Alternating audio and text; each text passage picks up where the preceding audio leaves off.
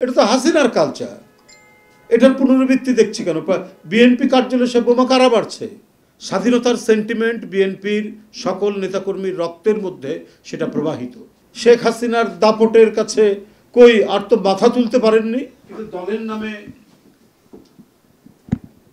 অপকীর্তি এবং অপকর্ম করলে পরে ছাড় দেওয়া হবে না, তাদের প্রতি দৃষ্টান্তমূলক শাস্তি হবে দলের পক্ষ থেকে এবং তাকে আইনের হাতে তুলে দেওয়া হবে। এটা সারা দেশে হচ্ছে তাই। কিন্তু এখন মনে হচ্ছে অনেক ঘটনার সাথে, অনেক বিষয়ের সাথে রাষ্ট্রের গভীর থেকে শুরু করে প্রকাশ্যে অথবা কোনো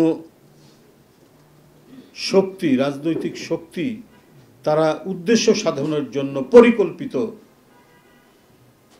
সন্ত্রাসের মাধ্যমে তারা তাদের অভীষ্ট লক্ষ্যে পৌঁছাতে চায়, যার প্রমাণ আজকে বিএনপির কার্যালয়ের সামনে বোমা বিস্ফোরণ। এটা তো হাসিনার কালচার, এটা তো ফ্যাসিবাদের কালচার, এটা তো আওয়ামী লীগের কালচার। ভয় দেখাও, হুমকি দাও, গ্রেপ্তার করো, মামলা দাও, বাড়িতে গিয়ে আসামিকে ধরতে না পারলে তার ভাইকে ধরে নিয়ে আসো, নাহলে তার স্ত্রীকে ধরে নিয়ে আসো। এটা তো হাসিনার কালচার। এটার পুনরাবৃত্তি দেখছি কেন? বিএনপি কার্যালয়ে সে বোমা কারা বাড়ছে? এটা গোয়েন্দা সংস্থা জানে না, এটা প্রশাসন জানে না, এটা সরকার জানে না। তাহলে কিসের সরকার? কারা এই কাজ করছে? এটা আমরা কিন্তু প্রকাশ্যে না দেখলেও আন্দাজ করতে পারি কাদেরকে ভয় দেখাতে চাচ্ছে। শেখ হাসিনার দাপটের কাছে কই আর তো মাথা তুলতে পারেননি। সব তো গর্তে ঢুকেছিলেন। শাইনি চুলে এখন হবে সব হেয়ার স্টাইল। সিল্কোর দ্বিগুণ শাইনি চুল প্রতিদিন। এখন বিএনপি কার্যালয়ের সামনে থেমে থেমে বোমা ফোটান, যে এখন তো ফোটালে পরেও কেউ কিছু বলবে না, আর বিএনপির নেতাকর্মীরা তো রাত্রে আর নেই, এই সময় আমরা আসি। দেখুন, আমি স্পষ্ট ভাষায় বলতে চাই, বাংলাদেশকে কোনো দেশে তাবেদার বানানো যাবে না। যে নীতির উপর যে দলটি প্রতিষ্ঠিত সেটা হচ্ছে বাংলাদেশ জাতীয়তাবাদী দল বিএনপি, এর সকল অঙ্গ সংগঠন এবং এই দর্শনে যারা বিশ্বাস করে সেই মানুষ। আমাদের রাজনীতির মূল দর্শনে হচ্ছে, এবং এর যিনি এই দর্শনের প্রবক্তা তিনি শহীদ রাষ্ট্রপতি জিয়া রহমান, স্বাধীনতার ঘোষণা দিয়েছে।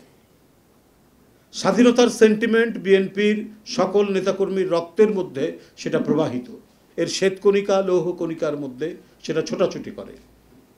আবার বহুদলীয় গণতন্ত্রের প্রবক্তাও জিয়াউর রহমান, এবং সেটিকে আরও বেশি প্রলম্বিত করেছেন, সেটাকে আরও বেশি মানুষের কাছে বহুদলীয় গণতন্ত্রের যে মূল মন্ত্র সেটাকে প্রতিষ্ঠা করেছেন দেশনেত্রী বেগম খালেদা। সেই দল বিএনপি, এবং একই দর্শন চিন্তা নিয়ে নেতৃত্ব দিচ্ছেন বিএনপির ভারপ্রাপ্ত চেয়ারম্যান তারেক রহমান। তো আমরা তো ৭১ সালে আমাদের দল, আমাদের প্রতিষ্ঠাতা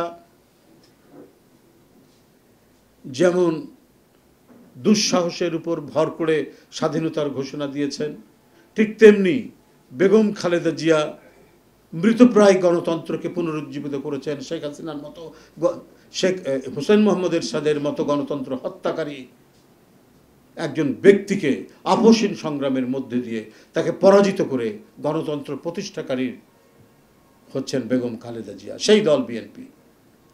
এবং 2024-এ জনগণকে সংগঠিত করে ছাত্র জনতার যে আন্দোলন, সেই আন্দোলনে সবাইকে সামিল করিয়েছেন সেটা তো জনাব তারেক রহমান। তো সে রাজনৈতিক দলকে আপনি ভয় দেখাবেন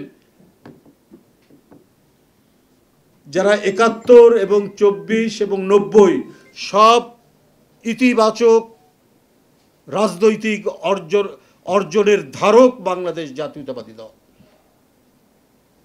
আপনাদেরকে অ্যানালাইসিস করলে তো দেখা যাবে কখনো দেশ বিরোধী বহু ঘটনার সাথে সেই সমস্ত রাজনৈতিক দলগুলো যুক্ত ছিলেন কখনো না কখনো কোনো সময়।